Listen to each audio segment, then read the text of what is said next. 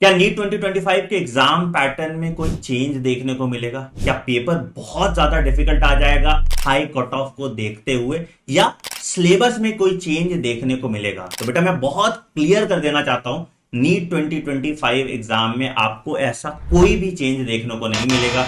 जैसे क्वेश्चंस आपने 2024 में देखे, जो सिलेबस आपने 2024 में फॉलो किया, वही सिलेबस आपको 2025 में भी फॉलो करना है। कुछ चीजों का बस आपको ध्यान रखना है। पहला, कि पेपर एनसीईआरटी से ही आएगा। आपको बस एफिशिएंट प्रैक्टिस करके अपना रिवीजन इस तरीके से करना है कि एग्जाम में आपको सारे देखे हुए क्वेश्चन मिले। मैं हर साल अपनी क्लास में टॉप 1000 क्वेश्चन कराता हूं और आप देखोगे 90% एक्यूरेसी के साथ मैं नीट एग्जाम का पेपर प्रिडिक्ट करता हूं, और यही प्रिडिक्शन अब आप भी कर पाएंगे मेरे नीट क्वेश्चन बैंक की मदद से। हमने लगभग 10,000 सवाल आपके लिए बनाए हैं बायोलॉजी के, लगभग 5,000 सवाल केमिस्ट्री के, और लगभग 5,000 सवाल फिजिक्स के आपके लिए बनाए गए हैं। ये सभी सवाल एक एक एनसीईआरटी लाइन से निचोड़ के बनाया गया है, और इसमें हर तरह के क्वेश्चन का ध्यान रखा गया है, चाहे वो स्टेटमेंट बेस्ड क्वेश्चन हो, चाहे वो असर्शन रीजन क्वेश्चन हो, चाहे वो मैच द फॉलोइंग हो, चाहे वो डायग्राम बेस्ड क्वेश्चन हो। हर तरह के क्वेश्चन का एक प्रॉपर ब्लेंड आपको मिलता है। इन किताबों का फॉर्मेट हमने कुछ इस तरीके से रखा है कि सबसे पहले आपको टॉपिक वाइज क्वेश्चन सॉल्व करने को मिलते हैं, और जब आप पूरा चैप्टर कंप्लीट कर लेते हो तो हम एक चैप्टर वाइज मॉक टेस्ट भी कराते हैं आपका। इन सभी क्वेश्चन के डिटेल्ड आंसर की और सॉल्यूशन आपको हमारी किताब में मिल जाती है, और साथ ही साथ आप हमारे फंडा बॉक्स ऐप पे इनका वीडियो सॉल्यूशन और इन ऐप प्रैक्टिस भी कर सकते हैं अगर आप कहीं ट्रैवल कर रहे हैं और अपनी किताब भूल जाते हैं तो। इन किताबों के साथ आप अगर हमारा पीवाईक्यू और एग्जाम्पलर का कॉम्बो भी परचेज कर लेते हैं तो आपकी पूरी प्रैक्टिस की जिम्मेदारी हमारी हो जाती है। मतलब आपने चैप्टर वाइज टेस्ट दिया, आपने टॉपिक वाइज क्वेश्चन किए, आपने पीवाईक्यू किया, आपने एग्जाम्पलर किया, और इसके बाद आप नीट एग्जाम देने जाएंगे तो सारे क्वेश्चन आपको देखे हुए मिलेंगे। ये एफिशिएंट क्वेश्चन सीरीज हमने आपके लिए बनाई है ताकि आपका टाइम वेस्ट ना हो इररिलेवेंट सवाल करने में, और एग्जैक्टली जहां से पेपर बन सकता है उन सभी टॉपिक को कवर करके एक कैप्सूल के फॉर्म में एक प्रैक्टिस क्वेश्चन सेट आपके लिए बनाया गया है। तो फटाफट नीचे दिए गए लिंक पे क्लिक कीजिए और आज ही इस बुक की मदद से अपनी नीट 2025 की जर्नी में चार चांद लगा लीजिए। All the best. Hello everybody and welcome back to the discussion of top 100 questions of your chapter Structural Organization in Animals। जिनको नहीं पता मैं क्विकली ड्रिल बता दूं कि पहले हम कुछ टॉपिक वाइज एमसीक्यू करते हैं जो हम हर एक टॉपिक से करते हैं इस चैप्टर के, फिर हम लोग एग्जाम ड्रिल करते हैं इसके अंदर जो पूरे चैप्टर के रैंडम क्वेश्चंस होते हैं। तो इस चैप्टर में भी हम ये करने वाले हैं। अगर आपने इस चैप्टर का पीवाईक्यू मेरे साथ सॉल्व किया है तो आप ऑलरेडी इंट्रोड्यूस्ड हैं, नहीं किया है तो मैं फटाफट से क्विकली आपको बता देती हूँ कि ये वन ऑफ दोज चैप्टर है जो सिलेबस में से रिड्यूस हुआ था, है ना। तो हमारे सिलेबस में अब अगर मैं रिड्यूस होने के बाद रिड्यूस्ड सिलेबस की बात करूँ तो इस चैप्टर में ना एक ही टॉपिक मुद्दे का रह जाता है जो कि है आपका फ्रॉग। उससे पहले एक छोटा सा पैराग्राफ दे रखा है ऑर्गन सिस्टम का जिसमें मॉर्फोलॉजी एनाटॉमी की बात कर रखी है। आप देख लीजिएगा अपनी एनसीईआरटी खोल के लेटेस्ट वाली, और एक ही ऑर्गेनिज्म के बारे में बात कर रखी है वो है फ्रॉग।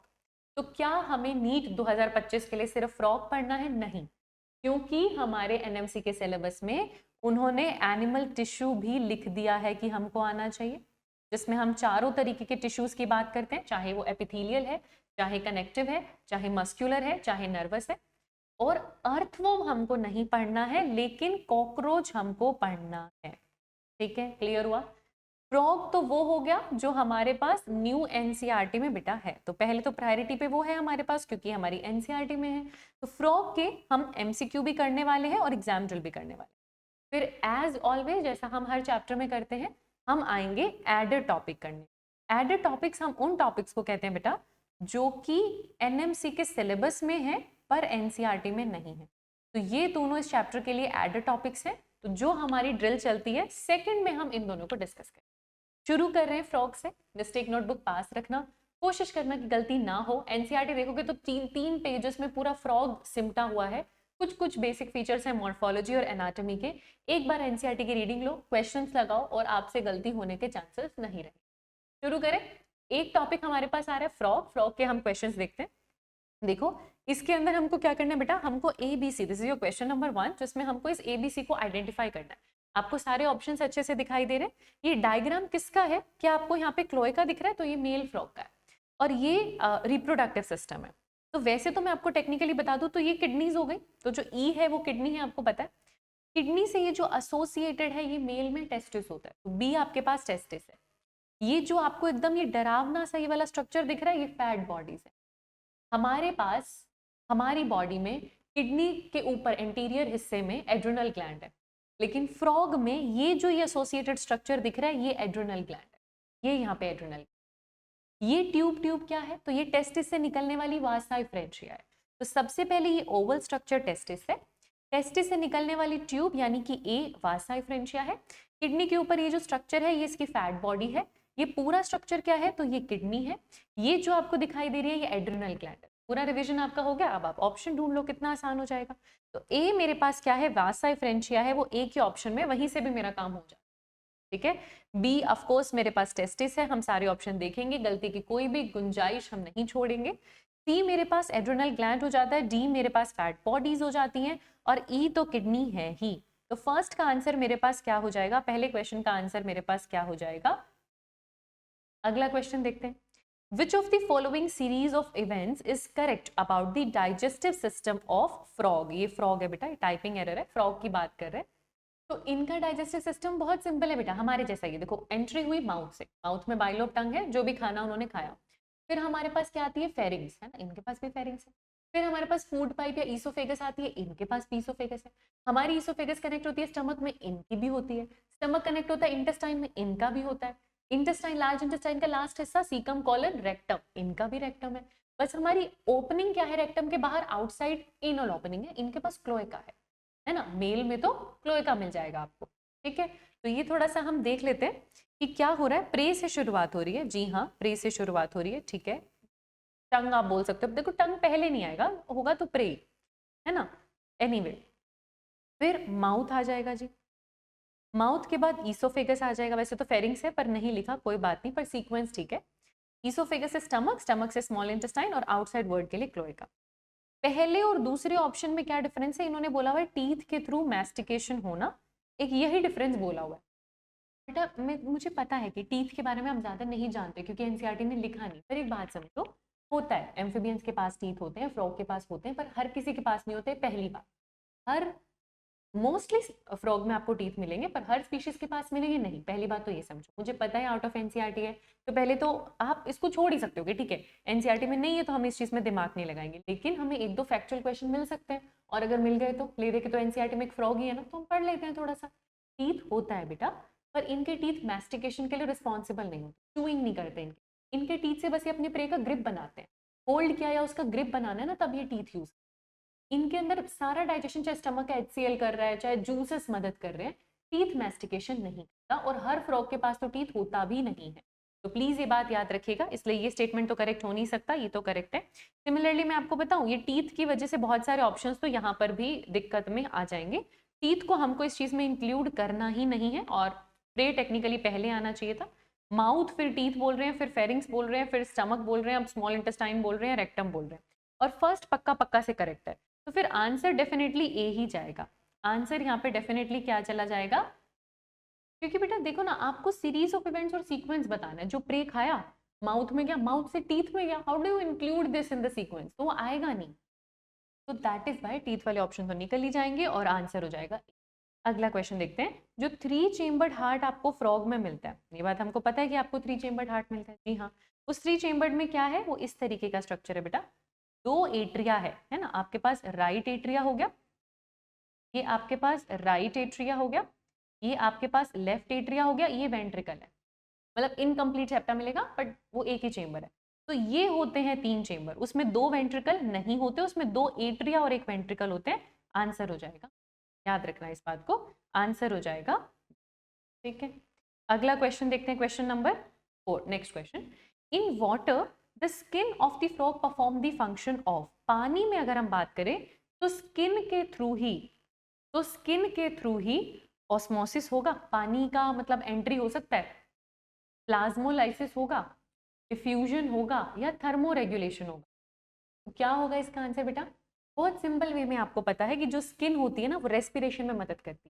अगर मैं पानी की बात करूं, क्योंकि एम्फीबियन हमारा फ्रॉग एम्फीबियन है, अब वो पानी में भी रहता है, वो लैंड पे भी रहता है। पानी के दौरान हम जानते हैं जब वो पानी में रहता है तो उसकी स्किन ही उसका रेस्पिरेटरी ऑर्गन है, तो वो वहीं से गैसेस का एक्सचेंज कर रहा है या कर रही है by the process of diffusion. Gases exchange skin से कैसे होगा? Bye diffusion. तो स्किन डिफ्यूजन करती है, आंसर होगा सी। इसी के साथ बाकी सारी चीजें भी रिवाइज कर लो कि पानी में मेजरली रेस्पिरेटरी ऑर्गन क्या है? Skin, cutaneous respiration. लैंड पे तीनों रेस्पिरेटरी ऑर्गन होते हैं, स्किन भी होता है, बक्कल कैविटी भी होती है, लंग्स भी होती है। वैसे मेजरली वो लंग से रेस्पायर कर लेंगे, एस्टिवेशन और हाइबरनेशन के दौरान स्किन से रेस्पायर कर लेंगे और बक्कल कैविटी से भी रेस्पायर कर लेते हैं। तो आंसर क्या होगा? सी। बाकी सारी चीजें तो फ्रॉग से एसोसिएटेड है नहीं, गैशियस एक्सचेंज होगा, वैसे भी आंसर क्या चला जाएगा? सी। अगला क्वेश्चन देखते हैं बेटा। अगर मैं क्लोएका की बात करूं तो क्लोएका क्या है जी? कॉमन चेंबर है। कॉमन चेंबर है तीनों का, तीन सिस्टम का। कौन कौन सा सिस्टम का? यूरिनरी ट्रैक्ट का, मतलब यूरिन की ओपनिंग भी यहीं से हो रही है, एग्जिट ओपनिंग कह दो या एग्जिट कह दो, बॉडी के बाहर यहीं से हो रहा है। रिप्रोडक्टिव ट्रैक्ट की भी एग्जिट यहीं से हो रही है, तभी तो कॉमन यूरिनोजेनाइटल डक्ट है। और डाइजेस्टिव सिस्टम की भी एक्सटर्नल ओपनिंग, जो एनल ओपनिंग है, वो यहाँ से है। तीन सिस्टम की कॉमन ओपनिंग होती है, that is your cloacal opening. तो तीनों का एग्जिट क्लोएका में हुआ और फिर क्लोएकल ओपनिंग से बाहर मेल में आपको देखने को मिलेगा। इसमें से इन्होंने यूरिनरी ट्रैक्ट की और रिप्रोडक्टिव सिस्टम की बात कर दी, बस एलिमेंट्री की नहीं की थी। तो आंसर यहाँ पर क्या हो जाएगा बेटा? अगला क्वेश्चन देखते हैं। Hind brain of a frog consist of, करे रिवीजन फटाफट से, वैसे तो आपने पीवाईक्यू में कर लिया होगा। तो तीन हिस्सों में इन्होंने सेंट्रल नर्वस सिस्टम को डिवाइड किया हुआ है, फ्रॉग में भी हमारी ही तरह। Fore brain, mid brain, hind brain.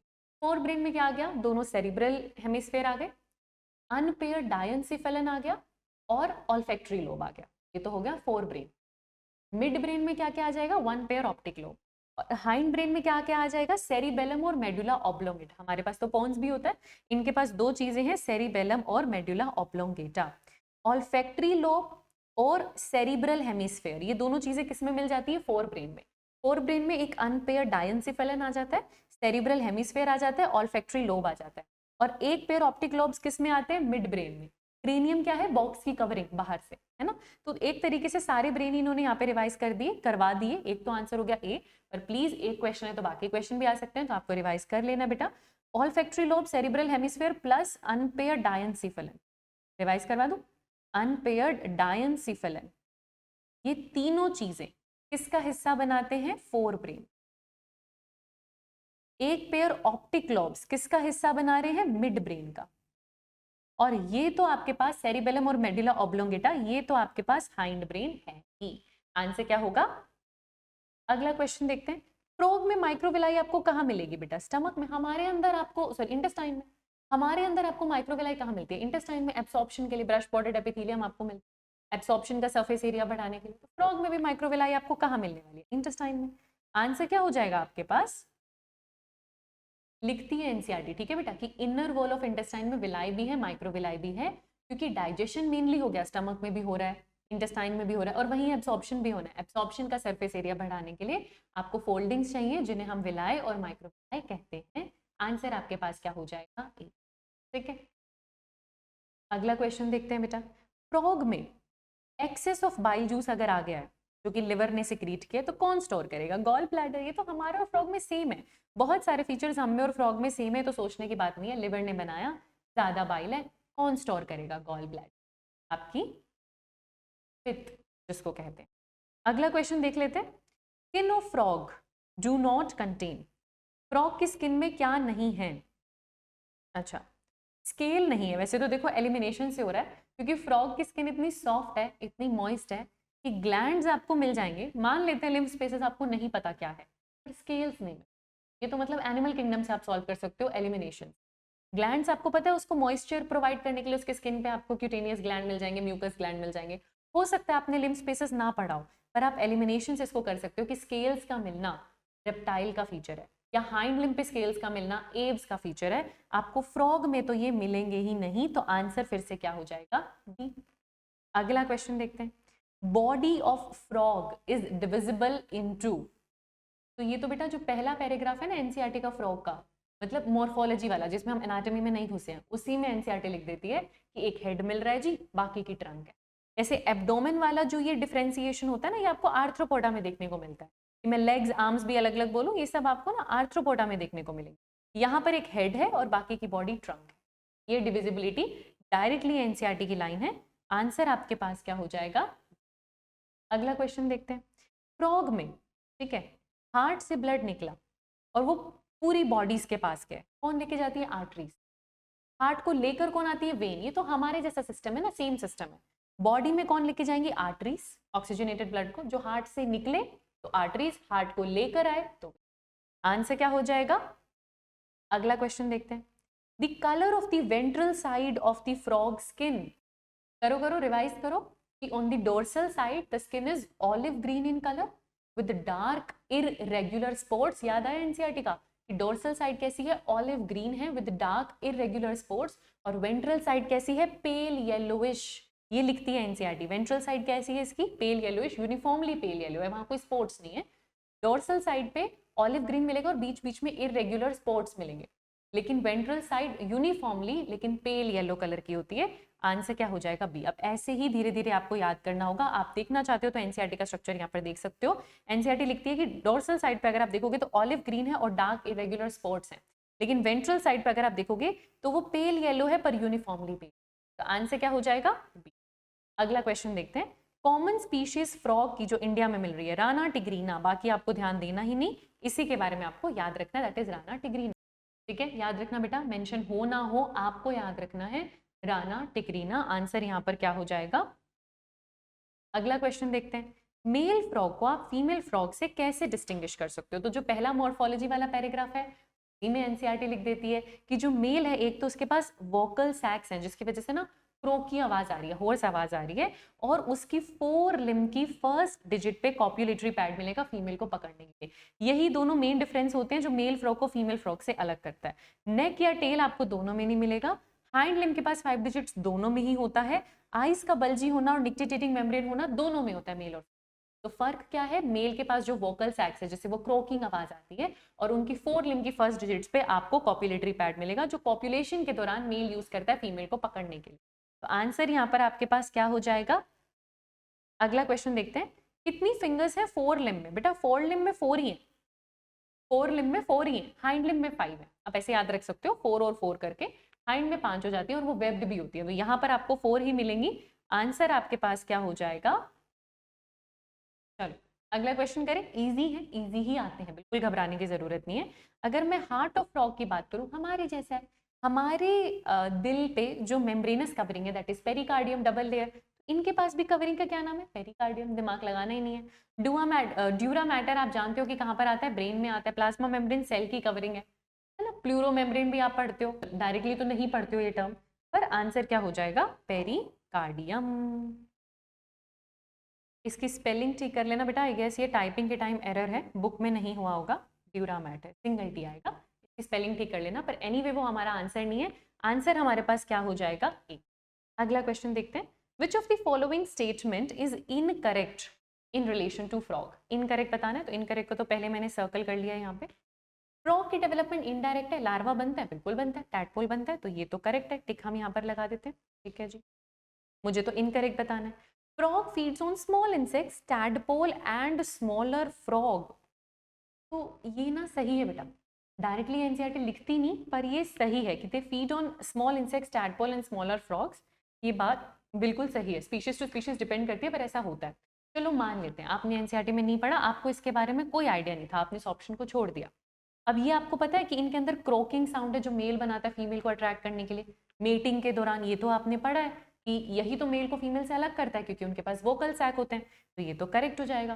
Can they breed in any season? नहीं, इनका एक स्पेसिफिक सीजन होता है, स्प्रिंग सीजन होता है, बारिशों वाला टाइम होता है जब ये मीटिंग करते हैं, पूरा साल तो मीटिंग ये करते नहीं रहते, तो ये गलत हो जाएगा। अब ये तो मुझे पक्का पक्का पता है कि 4th इनकरेक्ट है, हम इनकी मीटिंग के बारे में पढ़ते हैं, इतना तो बेसिकली हमको पता होता है, कॉमन सेंस से भी पता होता है कि मीटिंग तो इनका पूरा टाइम नहीं चलता रहेगा कि किसी भी सीजन में कर ले, नहीं, फिक्स सीजन होता है, ये इनकरेक्ट हो जाएगा।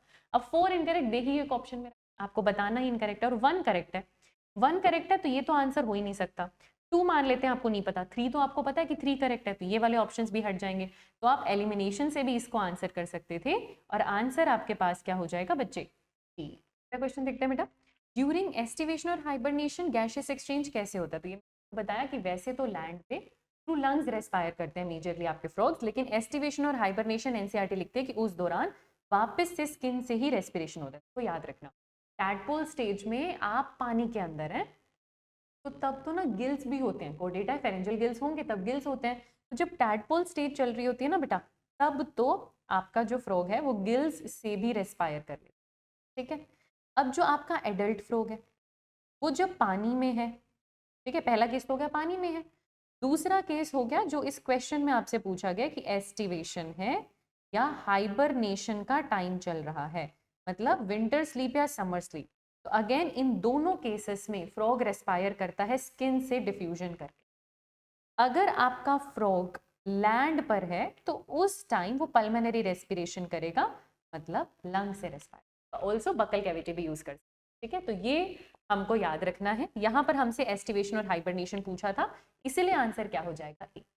अगला क्वेश्चन देखते हैं, हाउ मेनी आईलिड मेम्ब्रेन, हमसे क्या पूछ रहे हैं बेटा, कितनी आईलिड की मेम्ब्रेन प्रेजेंट है। अब जनरली हम क्या जानते हैं कि दो आंखें हैं तो दो आईलिड मेम्ब्रेन हमारे पास प्रेजेंट है, लेकिन इनके पास क्या मतलब दो आंखें आप मत भी लो, वैसे भी आपको पता है अपर आईलिड है लोअर लिड है, तो दो लिड है इनके पास। तो लेकिन फ्रॉग में तीसरी लिड भी होती है, तीसरी मेम्ब्रेन भी होती है, क्योंकि मेम्ब्रेन वर्ड इन्होंने यूज कर दिया विच इज निक्टिटेटिंग मेम्ब्रेन। अभी तो एनसीईआरटी लिखती है कि इनके पास निक्टिटेटिंग मेम्ब्रेन है, तो कितनी आईलिड की मेम्ब्रेन हो जाएंगी, 3। आंसर हमारे पास क्या हो जाएगा यहाँ पे, सी। तो टेक्निकली इस क्वेश्चन में बेटा डिटेल में नहीं जाना था, पर आपको ये पता होना चाहिए था कि इनके पास निक्टिटेटिंग मेम्ब्रेन होती है। तो ये क्वेश्चन बस इतना पूछना चाह रहा था क्योंकि एनसीईआरटी में निक्टिटेटिंग मेम्ब्रेन लिखा है, इतना आपको पता होना चाहिए था कि अपर और लोअर आईलिड के साथ तीसरी मेम्ब्रेन भी, इसलिए आंसर हो जाए। अगला क्वेश्चन देखते हैं, आपके सामने कुछ स्टेटमेंट दी है रेस्पिरेटरी सिस्टम ऑफ फ्रॉग के बारे में, और आपको बताना है इनमें से कौन कौन सी इनकरेक्ट है। स्किन जो है वो एक मेजर रेस्पिरेटरी ऑर्गन है, पानी में भी लैंड में भी। अब लैंड थोड़ी सी दिक्कत वाली चीज हो सकती है। डिसॉल्व्ड ऑक्सीजन एक्सचेंज कैसे होगा, स्किन के through by the process of diffusion in water, ये बात तो बिल्कुल ठीक है। 2 एकदम करेक्ट है, तो 2 इनकरेक्ट नहीं हो सकता। तो वैसे पता 2 वाले सारे ऑप्शन तो गलत हो जाएंगे, क्योंकि हमें बताना क्या है, इनकरेक्ट। और 2 पक्का पक्का करेक्ट है, तो हम डायरेक्टली एनसीईआरटी के लाइन से जानते हैं कि पानी में स्किन से ही एक्सचेंज होता है बाय डिफ्यूजन। देख रहे हो, मुझे पता है कि 2 करेक्ट है, मुझसे पूछा इनकरेक्ट है, तो मेरा आंसर तो इतने में भी आ गया। ये ट्रिक होती है आंसर तक पहुंचने की। फिर कह रहे हैं लंग्स पेयर्ड है और थॉरेक्स रीजन में प्रेजेंट है। जी हाँ, बिल्कुल सही बात है। गैशियस एक्सचेंज स्किन से होता है हाइबरनेशन और एस्टिवेशन के दौरान, बिल्कुल ठीक बात। लेकिन स्किन जो है वो वाटर में एक मेजर रेस्पिरेटरी ऑर्गन है, लैंड पे नहीं है, इसीलिए ये इनकरेक्ट हो जाएगा, क्योंकि लैंड में तो पल्मोनरी रेस्पिरेशन होता है। और आंसर आपके पास क्या हो जाएगा, ए। ठीक है बच्चा, तो आंसर यहाँ पर क्या हो जाएगा। अगला क्वेश्चन देखते हैं जरा, विच of the following gland is present in man but not in frog, है ना। इसमें से कौन सा ग्लैंड मैन के पास है, फ्रॉग के पास नहीं है। तो बेटा वैसे देखो, डाइजेस्टिव सिस्टम में आपने पढ़ा इनके पास लिवर भी है, स्टमक के भी जूसेस हैं, लिवर भी है, पैनक्रियाज भी है, ये सारी चीजें फ्रॉग के पास है, गॉल ब्लैडर भी है, पढ़ा है हमने एनसीईआरटी में, डायग्राम तक दे रखा है। अगर आप देखना चाहते हो तो आप यहाँ पे देख सकते हो कि इनके पास वो सब आपको मिल जाएगा, है ना। आपको गॉल ब्लैडर मिल जाएगा, आपको लिवर मिल जाएगा, वो कोई दिक्कत की बात नहीं है। रही बात एंडोक्राइन ग्लैंड्स की, तो जो हमारे पास एंडोक्राइन ग्लैंड्स है ना वो सारे इनके पास है, एड्रिनल, थायराइड, है ना, थाइमस, जो हमारे एंडोक्राइन ग्लैंड है वो इनके पास भी है। तो पैनक्रियाज इनके पास है, लिवर इनके पास है, थायराइड इनके पास। जो हमारे सेलिवरी ग्लैंड्स है ना माउथ में, वो इनके पास नहीं है, ऐसा कहीं भी एनसीईआरटी में मेंशन नहीं है। तो आंसर क्या हो जाएगा। अगला क्वेश्चन देखते हैं जी, मिड ब्रेन ऑफ फ्रॉग में क्या क्या मिलेगा, 1 पेयर ऑप्टिक लॉब्स। फिर से रिवाइज कर लो, वैसे तो ऐसा सिमिलर क्वेश्चन हमने देखा था और हमें अब तो ये टिप्स पे हो जाना चाहिए, आंसर सी होगा। पर 4 ब्रेन में क्या है, 2 सेरिब्रल हेमिस्फेयर है, ऑल्फैक्टरी लोब है और अनपेयर डायंसिफेलिन है। मिड ब्रेन में क्या आ जाता है, 1 पेयर ऑप्टिक लोब, और हाइंड ब्रेन में क्या आता है, सेरिबेलम और मेडुला ऑब्लोंगेटा। आंसर क्या हो जाएगा यहाँ पे, सी। बहुत ही बढ़िया। अगला क्वेश्चन देखते हैं, क्या कह रहे क्वेश्चन हमें, इसमें से कौन सी स्टेटमेंट इनकरेक्ट है। किसके लिए इनकरेक्ट है, फ्रॉग के फीमेल रिप्रोडक्टिव सिस्टम के लिए इनकरेक्ट है। ठीक है जी, रिप्रोडक्टिव सिस्टम में या रिप्रोडक्टिव ऑर्गन में 1 पेयर ओवरीज आएंगी। ओवरी की फंक्शनल कनेक्शन है किडनी के साथ, नहीं। टेस्टिस की फंक्शनल कनेक्शन है किडनी के साथ, ओवरी की नहीं है, फीमेल में नहीं होता ऐसा कुछ। ठीक है, एक मैच्योर फीमेल 15,000 से 2,000 ओवा एक टाइम में ले करती है, ये भी इनकरेक्ट है। क्या लिखती है एनसीईआरटी कि एक फीमेल, एडल्ट मैच्योर फीमेल एक बार में कितना, 2500 से 3,000 एग ले करती है। बेटा ये डेटा का हम कुछ नहीं कर सकते, ऐसी चीजें तो आपको याद रखनी पड़ेंगी कि कितने एग ले हो रहे हैं। तो कॉकरोच के भी याद रखना है, फ्रॉग में भी याद रखना है। फ्रॉग में हम क्या याद रखेंगे, एक बार में कितने एग होने चाहिए थे, ये नहीं होने चाहिए थे, 2500 से 3000 होना चाहिए, भी गलत हो गया। ओविडक्ट और यूरेटर की सेपरेट ओपनिंग होती है इनटू द क्लोएका, जी हाँ। जो ये कॉमन ओपनिंग है वो आपको मेल में देखने को मिल जाएगी, जहां उनके डाइजेस्टिव, उनके यूरिनरी सिस्टम की ओपनिंग और उनके रिप्रोडक्टिव सिस्टम की ओपनिंग, यानी यूरेटर और जो जेनाइटल डक्ट है, यूरिनोजेनाइटल डक्ट, तो एक साथ ओपन होती है क्लोएका में मेल में। लेकिन फीमेल की ओविडक्ट और यूरेटर क्लोएका में एक साथ ओपन नहीं होती, वहां पे सेपरेट ओपनिंग है। तो ये स्टेटमेंट ठीक है। हमसे पूछा क्या है जी, तो हमसे पूछा गया है इनकरेक्ट। तो इनकरेक्ट क्या है, 2 और 3। आंसर क्या हो जाएगा, बी। आंसर क्या हो जाएगा हमारे पास। अगला क्वेश्चन देखते हैं। मेल रिप्रोडक्टिव सिस्टम की बात करें फ्रॉग के अंदर, dash are 10 to 12 in number, वासाई फ्रेंच या सीधा सीधा एनसीईआरटी बताती है। ये बेटा फार बॉडीज नहीं है, ये फैट बॉडीज है, ठीक है। ये फैट बॉडीज है, टाइपिंग एरर हुआ है पहली बात, तो ये फैट बॉडीज है। फैट बॉडीज 10 to 12 नंबर में नहीं है, किडनी के ऊपर है। 10 to 12 नंबर में क्या है, टेस्टिस से निकलने वाली वासाई फ्रेंच। उसके बाद that arises from the testis, they enter, Vasai French फिर किस में एंटर करती है, किडनी में, बिल्कुल सही बात है। और फिर जाकर किस में ओपन कर जाती है, बिडर्स कैनाल। जब किडनी से बाहर निकलती है तो किसकी तरह निकलती है, एज ए कॉमन यूरिनोजेनाइटल, ठीक है। लेकिन हमसे क्या पूछा है, किडनी के अंदर वो किसकी तरह, they enter the dash, they enter the kidney on both there sides, yes, and open into bidders canal. आप फिर से एक बार एनसीईआरटी का डायग्राम देख सकते हो। तो ये यहाँ पे वासाई फ्रेंच है 10 से 12, यहाँ पर फंक्शनल एसोसिएशन मिलेगा टेस्टिस का किडनी के साथ, ये एंटर करता है किडनी के अंदर, और ये जो कैनाल है दैट इज बिडर्स कैनाल, उसके अंदर जाकर ये एंट्री लेता है। तो आंसर फिर से आपके पास क्या हो जाएगा बेटा, सी। और बाकी तो ऑप्शन यहाँ पर वैसे भी नहीं हो सकते, बाकी तो ऑप्शन वैसे भी नहीं हो सकते। अच्छा, ये मिजोशियम क्या होता है, जो एसोसिएशन है टेस्टिस का आपकी किडनी के साथ, तो ऐसे लिखती है एनसीईआरटी कि एसोसिएटेड है किडनी के साथ एक डबल फोल्ड ऑफ पेरिटोनियम के साथ, जिसको हम लोग क्या बोलते हैं, मिजोशियम, ठीक है। तो आंसर क्या हो जाएगा यहाँ पे, सीधा सीधा। आगे देखते हैं जरा, अगला क्वेश्चन देखते हैं जरा। Consider the following statement about frogs digestive system, देख लेते हैं। Food is captured by the bilobed tongue, मुझे बताना क्या है, इनकरेक्ट। देखो फिर से गलती हो सकती थी, करेक्ट नहीं बताना, इनकरेक्ट बताना। हाँ जी, फूड टंग से कैप्चर होता है, बाइलोब टंग है आपके पास। जो पार्शली डाइजेस्टेड फूड है उसको हम कह रहे हैं chyme. It is passed from the stomach to the first part of the intestine. तो ये तो ठीक स्टेटमेंट है ना बेटा, स्टमक में जो पार्शल डाइजेशन होता है उसके बाद फूड को कहते हैं काइम। ये तो हम ह्यूमन डाइजेस्टिव सिस्टम में भी पढ़ते हैं, और वहां से वो निकल के कहाँ जाता है, इंटेस्टाइन में, तो ये तो ठीक है। अच्छा, बाइल जो है वो कार्बोहाइड्रेट और प्रोटीन को डाइजेस्ट करता है। बाइल का काम सिर्फ इमल्सिफिकेशन ऑफ फैट है। बाइल का काम फ्रॉग में भी वही है जो आप में और हम में होता है, जो कि क्या है, इमल्सिफिकेशन ऑफ फैट। प्रोटीन और कार्बोहाइड्रेट से लेना देना नहीं है, इनकरेक्ट हो जाएगा। तो इनकरेक्ट हमारे पास है 3, और 1 और 2 करेक्ट है। तो जहां जहां आपको 1 और 2 मिल रहा है वो तो वैसे भी आंसर नहीं हो सकता, तो आंसर पे तो आप पहुंच गए। किसी भी ऑप्शन में 1 और 2 है वो तो करेक्ट है, पूछा तो इनकरेक्ट है। तो ये एबीडी तो वैसे ही हट गया, आंसर तो आ गया, पर हम फिर भी देख लेते हैं। इनर वॉल ऑफ इंटेस्टाइन पे, हाँ, इनर वॉल ऑफ इंटेस्टाइन पे आपको सीलिया मिलेगा नहीं, क्या मिलता है, विलाई और माइक्रोविलाई, सीलिया नहीं मिलता, ये इनकरेक्ट है। इसलिए 3 और 4 इनकरेक्ट है, और आंसर हमारे पास फिर से क्या हो जाएगा बेटा, सी। बढ़िया, अगला क्वेश्चन देखते हैं जी। फीमेल फ्रॉग में क्या नहीं है, तो मेल और फीमेल फ्रॉग का ना फर्क ही यही है बेटा। मेल फ्रॉग के पास अपने 4 लिम्ब की फर्स्ट डिजिट पे कॉपुलेटरी पैड है, वो फीमेल के पास नहीं है, तो एक तो ये डिफरेंस है। दूसरा, उनके पास वोकल सैक्स है जिससे वो क्रॉकिंग साउंड प्रोड्यूस करते हैं, जो फीमेल नहीं करती। यही दोनों डिफरेंस को एनसीईआरटी देती है। तो आंसर क्या हो जाएगा यहाँ पे, बोथ ए एंड बी, यानी आंसर अपने पास क्या हो जाएगा बच्चे। चलो अगले क्वेश्चन पे चलते हैं। कॉपुलेटरी पैड किस पे प्रेजेंट है, पहली बात तो मेल के पास है, मेल के पास है, मेल के पास है, फीमेल के पास नहीं है। मेल में 4 लिम्ब में या हाइंड लिम्ब में, 4 लिम्ब में, 4 लिम्ब में, हाइंड लिम्ब में। उस 4 लिम्ब की भी फर्स्ट डिजिट पे है, मतलब अभी तक ये दोनों तो एलिमिनेट हो चुके हैं, या तो ये होगा या तो ये होगा। तो फर्स्ट डिजिट पे है या 5th डिजिट पे है जी, फर्स्ट डिजिट पे है, तो आंसर आपके पास क्या हो जाएगा। ठीक है, सिंपल था, बढ़िया क्वेश्चन था। अगला क्वेश्चन देखते हैं। क्लोज टाइप वैस्कुलर सिस्टम आपको किस में मिलता है, तो हम एनिमल किंगडम में भी पढ़ते हैं। कॉकरोच आर्थ्रोपोडा है, उसके पास ओपन टाइप का वैस्कुलर सिस्टम है। ये जो एक्चुअली बी ऑप्शन है ना, ये यहाँ पर आ जाना चाहिए। तो ये तो हमें पता है, इनमें क्लोज नहीं होता, इनमें ओपन होता है। फ्रॉग में क्लोज्ड है क्योंकि कॉर्डेटा है, कॉर्डेटा के पास क्लोज सर्कुलेटरी सिस्टम है, तो ये करेक्ट हो जाएगा। और आंसर आपके पास क्या आ जाएगा, ए। सिंपल क्वेश्चन है, आंसर आ जाएगा ए। क्लोज्ड मतलब जो ब्लड है वो सीधा साइनस में ना जाके क्लोज्ड वेसल्स के अंदर फ्लो कर रहा है, जैसे आर्टरीज, जैसे वेन्स। ठीक है, अगला क्वेश्चन देखते हैं। इसमें से कौन सा एक्सक्रीटरी सिस्टम ऑफ फ्रॉग का पार्ट है, सब है। किडनीज है उनके पास, निकलने वाली यूरेटर है उनके पास, यूरेटर और जेनाइटल डक्ट एक साथ, मेल में यूरिनोजेनाइटल, और फीमेल में नहीं भी है, उनमें ओविडक्ट और यूरेटर अलग अलग है, तो वो होता है। क्लोएका मिल जाएगा, जी हाँ मिल जाएगा, इनके एक्सक्रीटरी सिस्टम में आपको डेफिनेटली मिल जाएगा। ये हो सकता है यूरिनोजेनाइटल फ्यूज्ड हो भी सकती है मेल की तरह, नहीं भी हो सकती है फीमेल की तरह, पर एंट्री तो क्लोएका में ही जाएगी ना, और क्लोएका से फिर एग्जिट होगा बॉडी के बाहर। क्लोएका भी उनकी एक्सक्रीटरी सिस्टम का हिस्सा है। तो आंसर आपके पास क्या हो जाएगा? डी। याद रखना बेटा, आंसर आपके पास क्या हो जाएगा? डी। क्लोएका तो है, तो है, बस यूरिनोजेनाइटल फ्यूज्ड मेल में हुई है, फीमेल में नहीं हुई है, पर क्लोएका है, तो आंसर होगा। अगला क्वेश्चन देखते हैं, फ्रॉग क्या है? फ्रॉग यूरियोटेलिक है, फ्रॉग अमोनियोटेलिक है या फिर यूरिकोटेलिक है? तो फ्रॉग आपका क्या है बेटा? यूरियोटेलिक ही है। अब फ्रॉग आपको पता है डुअल लाइफ में, लैंड पे भी है पानी में भी है, तो टेक्निकली लैंड पे आया, कम टॉक्सिक सब्सटेंस उसको रिलीज करना था, यूरिया रिलीज की, ठीक है, तो यूरियोटेलिक होता है। टैडपोल, जिसने पूरा टाइम, जितना टाइम वो टैडपोल रहेगा वो पानी में रहेगा, वो अमोनोटेलिक होता है।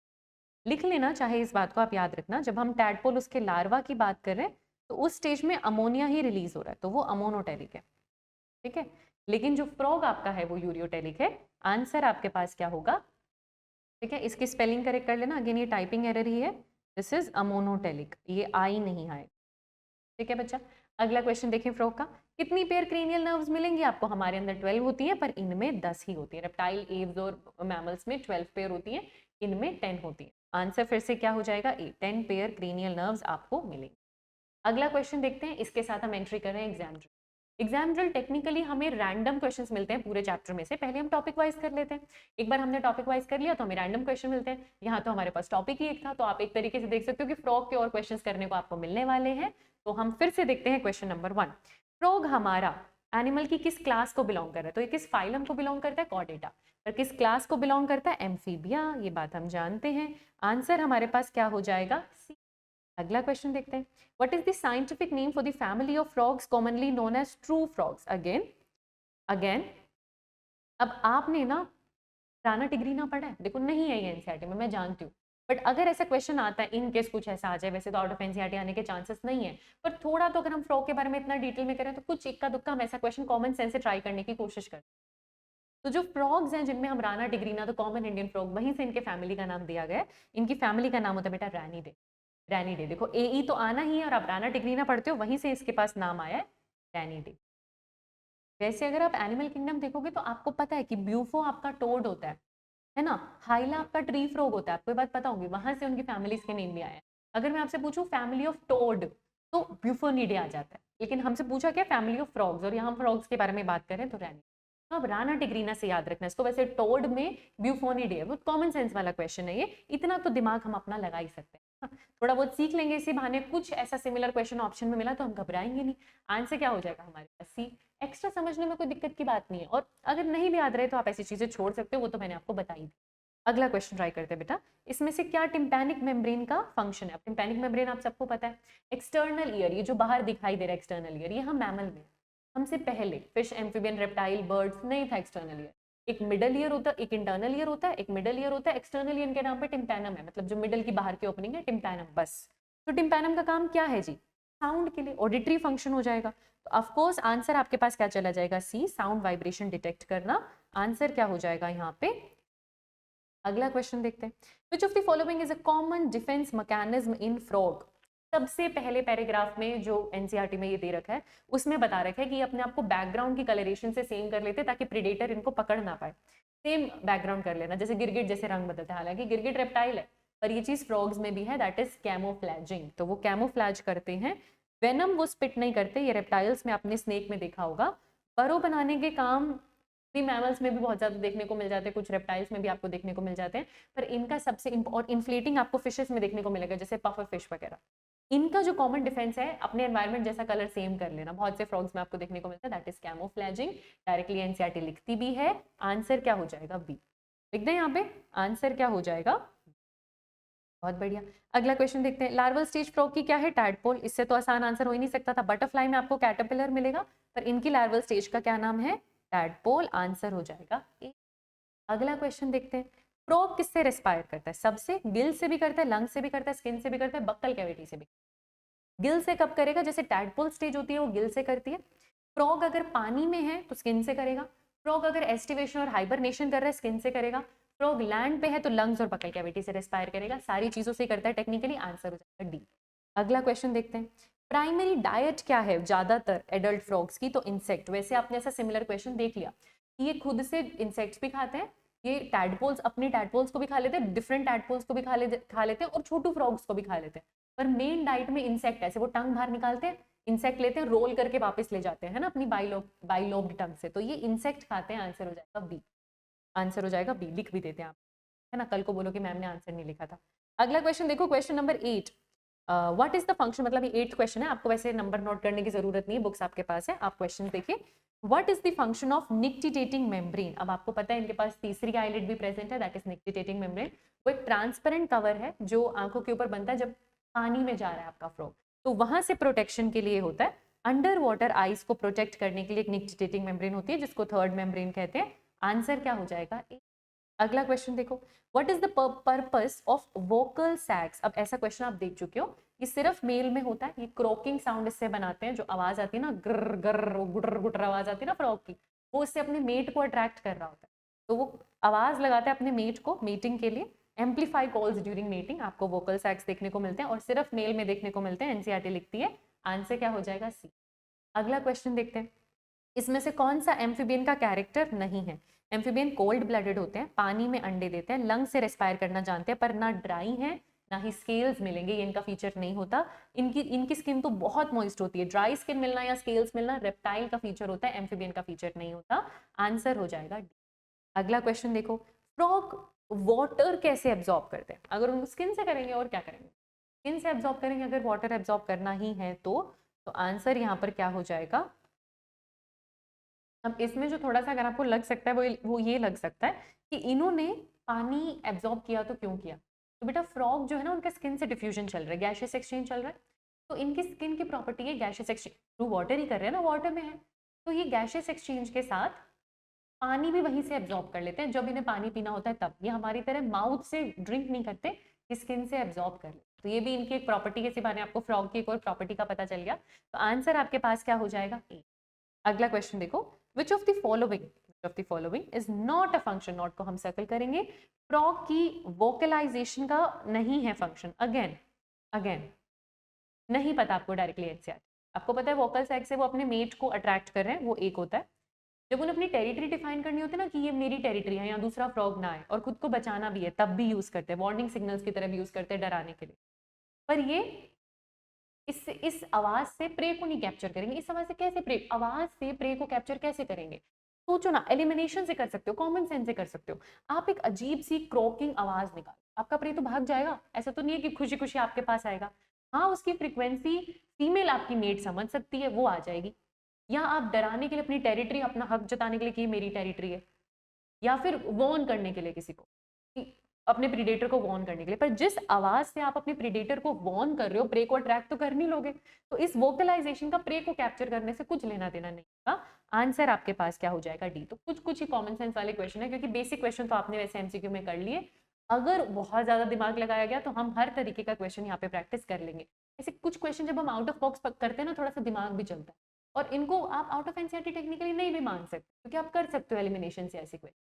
तो आंसर क्या होगा? डी। अगला क्वेश्चन देखते हैं बेटा, क्या कह रहा है हमें, इसमें से कौन सा एक कॉमन एडेप्टेशन है एक्वेटिक फ्रॉग्स का? अब एक्वेटिक फ्रॉग्स के पास स्ट्रॉन्ग लिम्स होगा, क्योंकि उनको जंप करना नहीं, उनको स्विम करना है, और क्योंकि उनको स्विम करना है तो उनके पास वेब्ड फीट होते हैं, और वो वेब्ड फीट बेटा सिर्फ हाइंड लिम्स में होते हैं। अब हाइंड लिम्स की जो 5 डिजिट्स है ना, उनमें वेब देखने को मिलता है, 4 लिम्ब में नहीं। एक्चुअली एनसीईआरटी लिखती नहीं, पर मैं आपको बता रही हूँ कि सिर्फ हाइंड लिम्स में होता है और उनको स्विमिंग में मदद करता है। आंसर क्या हो जाएगा? बी। अगला क्वेश्चन देखो, इसमें से कौन सा फ्रॉग का कैरेक्टर नहीं है? फ्रॉग की स्किन काफी मॉइस्ट है, काफी स्लाइमी है, जी। 4 लिम्ब, हाइंड लिम्ब, दोनों में 5 डिजिट है, नहीं। एनसीईआरटी लिखती है, और याद रखना है 4 लिम्ब में 4 ही डिजिट है, हाइंड लिम्ब में 5 डिजिट है, तो ये तो इनकरेक्ट हो गया, पूछा भी इनकरेक्ट है, आंसर भी आ गया। फिर बाकी ऑप्शन रीड करेंगे। Hepatic portal system, renal portal system present होते हैं जीन में, दोनों पोर्टल सिस्टम प्रेजेंट होते हैं, जो कैपिलरी से शुरू होकर कैपिलरी में ही खत्म होते हैं। इनके पास स्किन, बक्कल कैविटी, लंग्स, ये सारे रेस्पिरेटरी ऑर्गन है, जी हाँ, और ऐसे क्वेश्चन हम बहुत सारे देख चुके हैं। तो जो इनकरेक्ट हो जाएगा दैट इज बी। आंसर क्या आ जाएगा? बी। अगला क्वेश्चन देखो, सेंसरी पैपिले मिल रहे हैं आपको फ्रॉग्स में, वो किससे एसोसिएटेड? मुझे पता है आपने डायरेक्टली एनसीईआरटी में नहीं पढ़ा शायद इसको, पर पैपिले जो है ना, ये सेंसरी ऑर्गन किसके सेंसेशन में मदद करते हैं? टच को रिसीव करने में। ये आपके एनिमल किंगडम में एस्केलमेंथिस भी आता है, जहाँ आप एम्फिड्स भी पढ़ते हो, आप पैपिले भी पढ़ते हो, ठीक है। तो वो एक्चुअली टच के लिए होते हैं। किसके लिए होते हैं? टच के लिए होते हैं।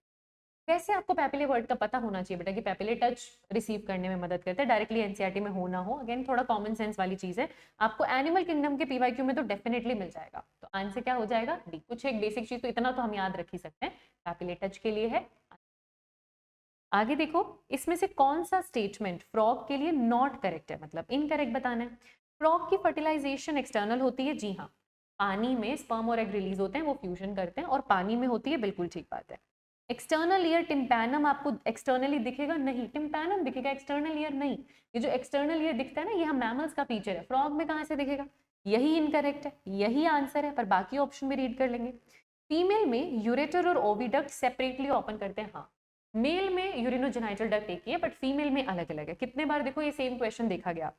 कॉप्युलेटरी पैड आपको 4 लिम्ब की फर्स्ट डिजिट में मिलेगा और वोकल सैक भी आपको मिलेगा फ्रॉग में, ये भी हमने बहुत बार देखा है ऐसी चीज। तो आंसर हमारे पास फिर से क्या हो जाएगा? बी। अगला क्वेश्चन देखो, मैच करना है कॉलम 1 को कॉलम 2 से।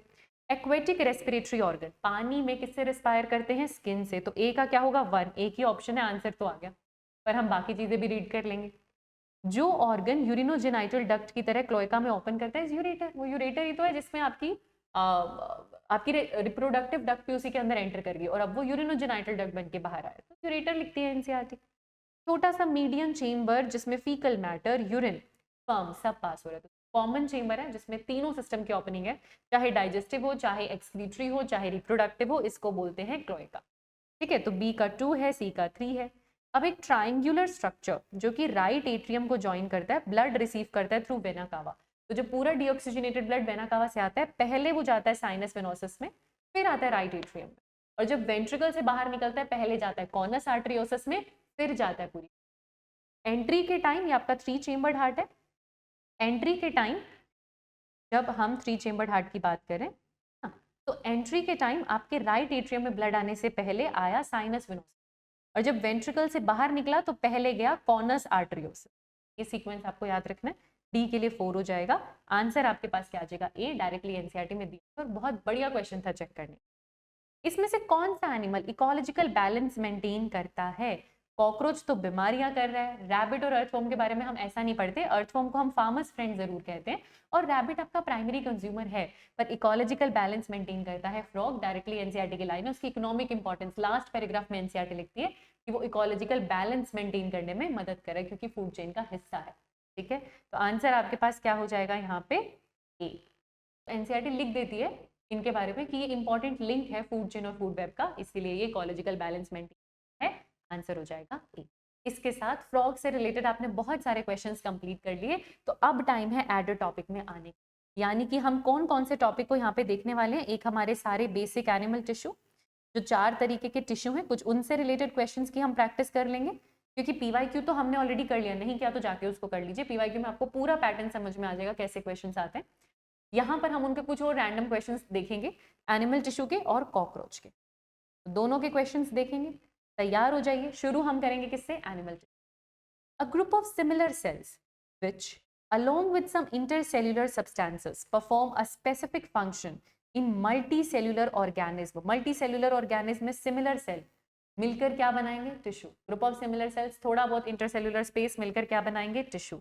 आंसर आपके पास क्या हो जाएगा? सी। ये डेफिनेशन है एनिमल टिश्यू सबसे पहले जो दी हुई है। अगला क्वेश्चन देखते हैं बेटा, हेवर्जियन लेमिले, ये स्ट्रक्चर्स आपको कहाँ मिलेंगे? बोन में मिलेंगे। देखो ये बेसिक चीजें डायरेक्टली एनसीईआरटी में ना हो, पर उनके पीवाईक्यू में, टिश्यू के पीवाईक्यू में इतना हमें पता होना चाहिए। हेवर्जियन कैनाल होता है आपके पास। अगर मैं बोन के मैट्रिक्स की बात करूं तो मान लेते हैं कि ये आपके पास हेवर्जियन कैनाल है। मैं आपको टीएस दिखा रही हूँ, क्योंकि अगर मैं लॉन्ग बोन दिखाऊंगी तो कुछ इस तरीके से आपको ये बीच में मैरो मिल जाएगा, है ना। इसको थोड़ा सा पहले तो मैं यहाँ लेकर आती हूँ, ठीक है। मान लेते हैं ये बोन है। अब इसके अंदर ये जो आपको सेंटर में मिलेगा, ये जो आपको यहाँ पे बेटा सेंटर में मिलेगा, ये अपने पास क्या हो गई? येलो बोन मैरो हो गई। यहाँ पर आपके पास कैनाल है, हेवर्जियन कैनाल्स, बहुत सारी कैनाल्स होती है हेवर्जियन कैनाल, जिसको मैं कट करूँ, अगर कोई चीज ऐसी है मैं कट करूंगी, है ना, ऐसे सर्कल में है, मैं कट करूंगी तो आपको सर्कल दिखाई देगा ना, तो वही सर्कल आपको यहाँ पे दिखाई दे रहा है हेवर्जियन कैनाल का। इसके अराउंड पूरा बोन का मैट्रिक्स होता है, जो ऐसे सर्कुलर आउटलाइन में होता है, उसको बोलते हैं लेमिला। बिखरा हुआ मैट्रिक्स नहीं होता, सर्कुलर होता है, उसको आप बोलते हो लेमिला। यहाँ पर आपको मिलते हैं कुछ एक डिप्रेशन, जिसको आप बोलते हो लेक्यूने, और उस लेक्यूने में बेटा, उस लेक्यूने में आपको मिलेगा कौन? ओस्टियोसाइट। तो यहाँ पर बोन के सेल भी हैं, मैट्रिक्स भी है और बीच में हेवर्शियन कैनाल है। दो हेवर्शियन कैनाल को ज्वाइन करने वाली Voxman canal, हेवर्शियन canal, Voxman canal. Actually ये हेवर्शियन, इसके अराउंड वाला मैट्रिक्स और ये ओस्टियोसाइट, ये हेवर्शियन सिस्टम बनाते हैं। ठीक है, तो हेवर्शियन कैनाल आपको नाम से ही समझ में आ जाना चाहिए, चाहे हेवर्शियन या वॉक्समैन की बात करें तो बोन में मिलेगा, आंसर होगा। इतना बेसिक हमें पता होना चाहिए। अगला क्वेश्चन देखते हैं। Which of the following branch of science deals with the study of externally visible feature? अगर आप एक्सटर्नली विजिबल फीचर की स्टडी कर रहे हैं मतलब आप मॉर्फोलॉजी की कर रहे हैं। अगर मैं उस ऑर्गेनिज्म को कट करके अंदर से उसके अलग अलग ऑर्गन सिस्टम की स्टडी करूं तो मैं उसकी एनाटॉमी की, जब तक एक्सटर्नली कर रही हूँ तब तक मॉर्फोलॉजी की स्टडी कर रही हूँ। यही हमने सबसे पहले इस चैप्टर में हम लोग पढ़ते हैं, ऑर्गन एंड ऑर्गन होगा। अगला क्वेश्चन देखो, एनिमल में गैमेट किससे डिराइव है? चलो आप अपनी बात करो, आपने अपने अंदर तो गैमेट पढ़े हैं, चाहे स्पर्म पढ़ा है चाहे एग पढ़ा है, तो शुरुआत कहाँ से होता है? Oogonia, spermatogonia. अगर मैं टेस्टिस की बात करूँ, यहाँ पर वो जर्मिनल सेल्स हैं आपके स्पर्मेटोगोनिया, जहाँ से प्राइमरी और सेकेंडरी स्पर्मेटोसाइट बनेंगे। अगर आपको सेमिनिफेरस ट्यूब्यूल वाला डायग्राम याद हो तो ये भी आपकी एपिथेलियल की लाइनिंग में ही रहने वाले जर्मिनल सेल्स होते हैं बेटा, जो कि आगे मियोसिस करके आपको गैमेट बना के, same goes for oogonia also, वे आपको जर्मिनल एपिथेलियम में मिलेंगे। This is again a type of epithelium जो कि फर्दर गैमेट बनाकर आपको देता है। तो आंसर आपके पास क्या हो जाएगा? ए। कैसे? बाय द पर्टिकुलर डिवीजन, जो कि हमारे अंदर मियोटिक डिवीजन आंसर होगा। ठीक है, चलो अगला क्वेश्चन करो। टेंडन्स और लिगामेंट्स कहाँ पर मिलते हैं आपको? टेंडन्स और ligaments dense regular connective tissue होते हैं, तो ये एक तरीके के कनेक्टिव टिश्यू। फटाफट से मेरे साथ एक बार क्विक रिवीजन ले लो कि कनेक्टिव टिश्यू हम कितने तरीके के पढ़ते हैं। तो हम 2 तरीके के पढ़ते हैं, है ना। एक्चुअली हम 3 तरीके के पढ़ते हैं। कनेक्टिव टिश्यू हम कितने तरीके के पढ़ते हैं? हम 3 तरीके के पढ़ते हैं। हमारे पास आता है loose connective tissue, dense connective tissue, specialised connective. Loose connective tissue आपके पास 2 तरीके का होता है, areolar connective tissue, adipose connective tissue. Areolar आपका जो ज्यादातर आपको स्किन के नीचे मिल जाएगा और एडिपोज आपका फैट स्टोरेज करने वाला। डेंस कनेक्टिव टिश्यू भी 2 तरीके का होता है, एक होता है डेंस रेगुलर कनेक्टिव टिश्यू जिसमें एकदम रेगुलर पैटर्न में आपको मैट्रिक्स और सेल्स मिलेंगे पैरेलली अरेंज्ड, और एक है इररेगुलर जिसके अंदर कुछ भी रेगुलर पैटर्न में आपको नहीं मिलता। ये जो डेंस रेगुलर कनेक्टिव टिश्यू है इसके एग्जाम्पल में आप पढ़ते हो टेंडन और लिगामेंट, जो इस क्वेश्चन में आपसे पूछा गया। और इररेगुलर के बारे में तो बोल देते हैं कि it is present below skin, इतना बोल। ये जो स्पेशलाइज्ड कनेक्टिव टिश्यू है ये फिर से 2 तरीके का होता है, एक होता है फ्लूइड कनेक्टिव टिश्यू, तो आपकी बॉडी में फ्लूइड कौन कौन सा है? ब्लड और लिम्फ, वो इसमें आ जाता है।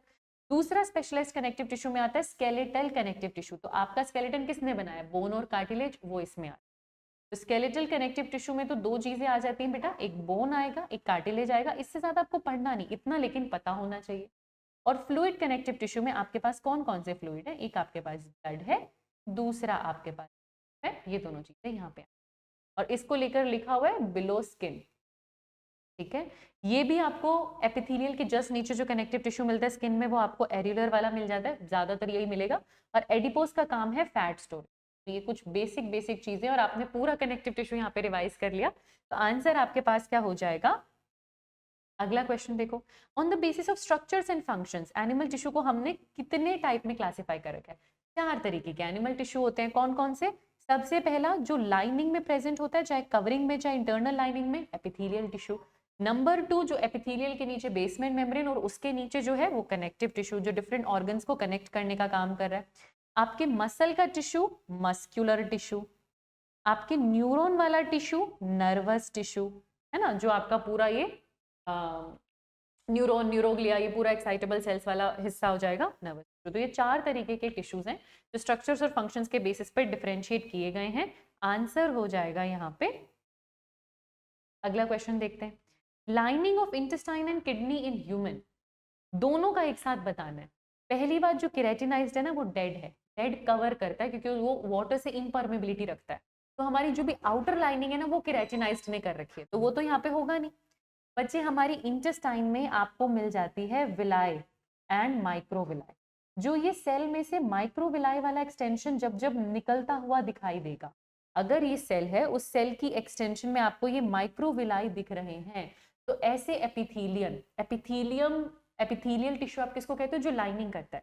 तो हमारी इंटेस्टाइन की लाइनिंग में एपिथेलियल मिलता है, हमें बिल्कुल डेफिनेटली मिलता है। हम एनाटॉमी भी पढ़ते हैं, सेरोसा मस्कुलरिस सब म्यूकोसा म्यूकोसा, तो जो हमारी सबसे अंदर लाइनिंग है एपिथेलियल की है।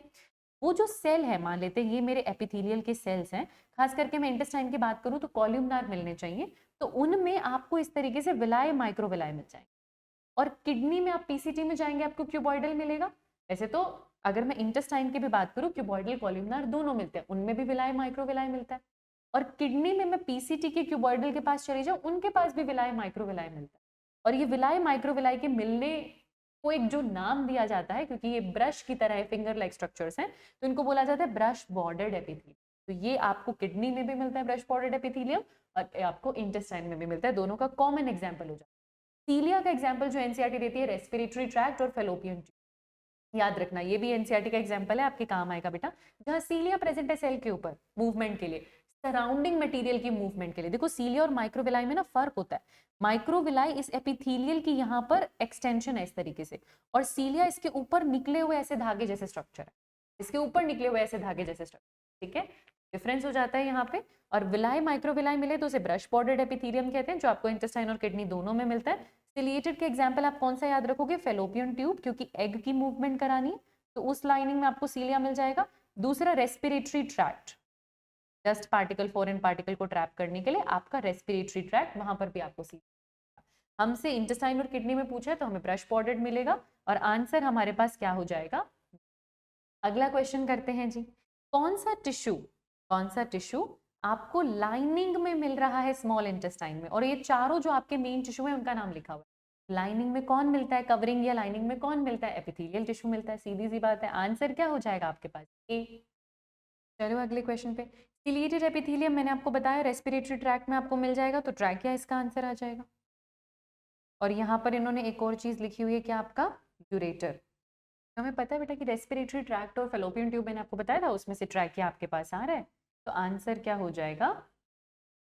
अगले क्वेश्चन पे चलते हैं, cells of specialised tissue dash. अब देखो क्या आ गया, स्पेशलाइज्ड टिश्यू। थोड़ी देर पहले ही आपको मैंने बताया कि कनेक्टिव टिश्यू में ये जो स्पेशलाइज्ड टिश्यू होता है, या तो फ्लूइड है यानी आपका ब्लड और लिम्फ, ठीक है, या फिर स्केलेटल कनेक्टिव टिश्यू है, बोन या कार्टिलेज। तो स्पेशलाइज्ड कनेक्टिव टिश्यू की बात हो रही है, जिसमें बोल रहे हैं dash are enclosed in small cavities within the matrix. मतलब इनके मैट्रिक्स में कैविटीज मिल रही है, जो मैंने आपको थोड़ी देर पहले अभी बोन में बताया था कि इनको हम क्या बोलते हैं, लेक्यूना।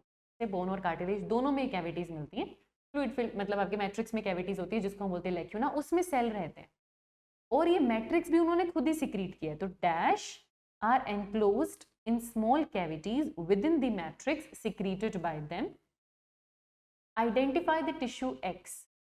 ये जो बी है ये यहाँ नहीं जाएगा, ये यहाँ जाएगा, थोड़ा सा लिखने में एरर हुआ है, और आंसर भी ये है, एनसीईआरटी की डायरेक्ट लाइन है।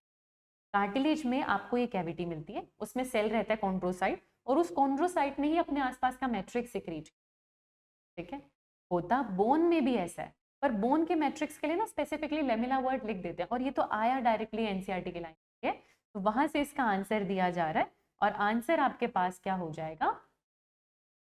अगला क्वेश्चन देखते हैं, गॉबलेट सेल्स जो हैं वो मॉडिफाइड कॉल्यूमनर एपिथेलियल सेल्स हैं। जी हाँ, फिर से इन्होंने बी यहाँ पर लिख दिया, बी टेक्निकली कहाँ पर आएगा, यहाँ। और गॉबलेट सेल्स आपको कहाँ मिलते हैं, यूनिसेल्यूलर जो ग्लैंडुलर एपिथेलियम है, इकलौता यूनिसेल्यूलर का एग्जाम्पल गॉबलेट सेल है जो म्यूकस सिक्रीट करता है, और कहाँ मिलता है, इंटेस्टाइन में। तो आंसर क्या हो जाएगा, बी। डायरेक्ट एनसीईआरटी में लिखा हुआ है, इस चैप्टर में भी लिखा हुआ है, और डाइजेशन वाले चैप्टर में भी लिखा हुआ था, जो अब सिलेबस से हट चुका। तो आंसर क्या हो जाएगा आपके पास, बी। अगला क्वेश्चन देखो, ब्लड वेसल्स की जो एंडोथीलियम है, ब्लड वेसल की लाइनिंग है, आपकी ब्लड वेसल की लाइनिंग, आपकी लिम्फ वेसल की लाइनिंग, वहां से गैशियस एक्सचेंज होना है ना, डिफ्यूजन होना है ना, तो जहां एक्सचेंज है, जहां डिफ्यूजन है, वहां मिलता है सिंपल स्क्वामोस एपिथेलियम।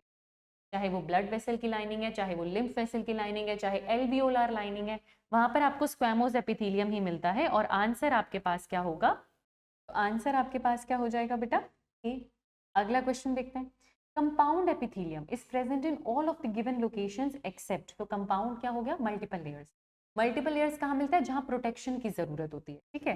तो आपको ड्राई सरफेस ऑफ स्किन पे मिलता है, बिल्कुल मिलता है, पूरी स्किन पे आपको केराटिनाइज स्ट्रैटिफाइड बोलते हैं कंपाउंड एपिथेलियम को, तो केराटिनाइज स्ट्रैटिफाइड स्क्वैमोस एपिथेलियम मिलता है।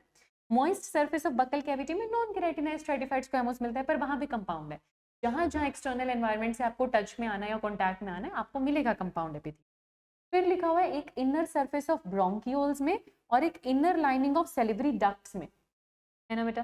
तो अगर मैं आपको एनसीईआरटी के एग्जांपल्स की बात बताऊं तो एनसीईआरटी ने ये लिखा हुआ है कि एक तो आपको ड्राई सरफेस ऑफ स्किन पे कंपाउंड एपिथेलियम, फिर moist surface of buccal cavity और फेरिंग्स, वहां तक आपको कंपाउंड एपिथेलियम, फिर कुछ इनर सरफेसेस में, कुछ ग्लैंड्स की डक्ट्स में कंपाउंड एपिथेलियम है। दो डक्ट्स एनसीईआरटी लिखती है, एक सेलिवरी डक्ट, एक पैनक्रिएटिक। सेलिवरी ग्लैंड और पैनक्रिएटिक ग्लैंड की डक्ट्स में भी आपको कंपाउंड एपिथेलियम मिलता है। ब्रोंकायोल्स के इनर सरफेस पर, जो रेस्पिरेटरी ट्रैक्ट का हिस्सा है, जहां पर आपको सिलिएटेड एपिथेलियम मिलने के चांसेस है, जहां पर आपको सूडो स्ट्रेटिफाइड एपिथेलियम मिलने के चांसेस, तो वहां पर आपको कंपाउंड एपिथेलियम नहीं मिलेगा। डायरेक्टली एनसीईआरटी का क्वेश्चन है, एनसीईआरटी के एग्जांपल्स आपको याद रखने हैं, आंसर क्या हो जाएगा। ये भी दिया हुआ एनसीईआरटी ने, moist surface of buccal cavity भी दिया हुआ है, रिवाइज कर लो। मॉइस्ट सरफेस ऑफ फेरिंग्स भी दिया हुआ है, ठीक है। Inner lining of salivary duct भी दिया हुआ है, inner lining of pancreatic duct भी दिया। ये चार ही एग्जांपल है, इनको प्लीज कृपया करके याद रखिएगा। तो ब्रोंकायोल्स में आपको कंपाउंड एपिथेलियम नहीं मिलेगा, answer. Complete the analogy by choosing the correct option. Perform cementing, cementing करना एडहेरेंस जंक्शन का काम है। हर जंक्शन का अपना एक कीवर्ड होता है, जिससे वो पीवाईक्यू में बहुत पूछा गया है और आपको याद भी रखना है, ठीक है। Perform cementing to keep the neighbouring cells together. अच्छा, वो कह रहे हैं आप कंप्लीट कीजिए। तो वो जंक्शन जो सीमेंटिंग का काम करते हैं, दो सेल्स को ज्वाइन करने का काम करते हैं, वो है अडहेरिंग जंक्शन। सिमिलरली वो जंक्शन जो लीकिंग को रोकेगा is tight junction. Tight junction का कीवर्ड ही लीकिंग है, कि वो इतना टाइट है कि कुछ भी लीक नहीं होने दे। तो सीमेंटिंग के लिए वर्ड क्या आता है, अडहेरिंग जंक्शन। कम्युनिकेशन अगर लिखा होता क्वेश्चन में कि दो सेल्स आपस में कम्युनिकेट करें, तो कौन सा जंक्शन होता, गैप जंक्शन। बहुत बढ़िया। सीमेंटिंग लिखा हुआ है, सीमेंट की तरह दो दीवारों को जोड़ना, सेल को जोड़ना, अडहेरिंग जंक्शन। लीकिंग ना होने देना, टाइट जंक्शन। तो आंसर आपके पास क्या हो जाएगा, सी। अगला क्वेश्चन देखिए। The ciliated epithelium lining the inner wall of fallopian tubes, अब ये मैं आपको बता चुकी हूँ, also lines। तो ciliated epithelium के दो ही एग्जाम्पल एनसीईआरटी ने दिए हैं, एक fallopian tube और एक आपका रेस्पिरेटरी सिस्टम। उसमें यहाँ पर आपको आंसर मिल रहा होगा ब्रोंकियोल्स, तो आंसर हो जाएगा, यहाँ पर भी आपको मिल जाएगा ब्रोंकियोल्स में और fallopian tube में आंसर। अगला क्वेश्चन देखते हैं। आपको बताना है चूज द,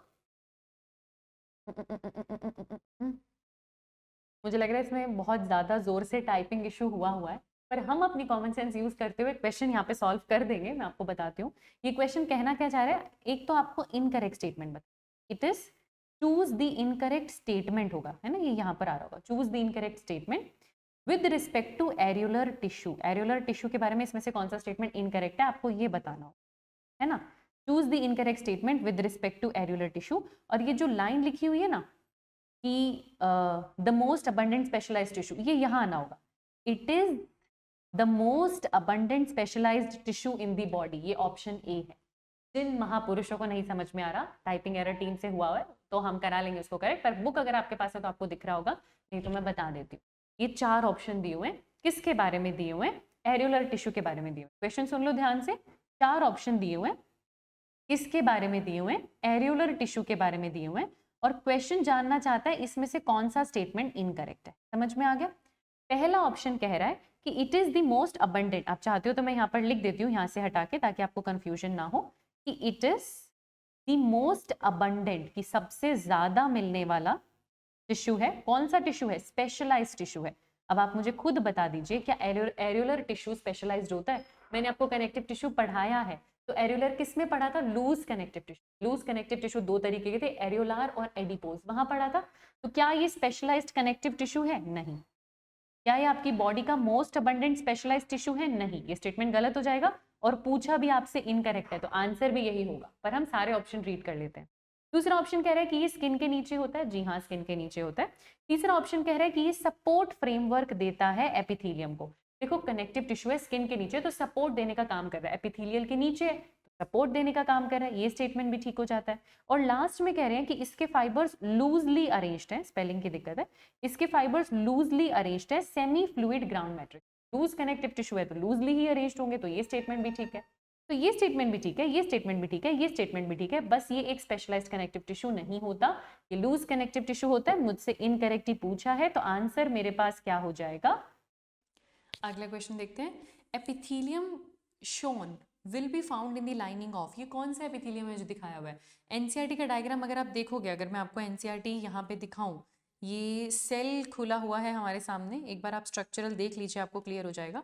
तो ये जो डायग्राम यहाँ पर बना हुआ है ना, ये है क्यूब लाइक सेल्स यानी कि क्यूबॉइडल सेल्स। तो ये एनसीईआरटी का ही डायग्राम है बेटा, ये क्यूबॉइडल सेल्स है। क्यूबॉइडल सेल्स आपको नेफ्रॉन ऑफ द किडनी में मिलते हैं, पीसीटी में मिलते हैं, डीसीटी में मिलते हैं, ब्लैडर में नहीं मिलते।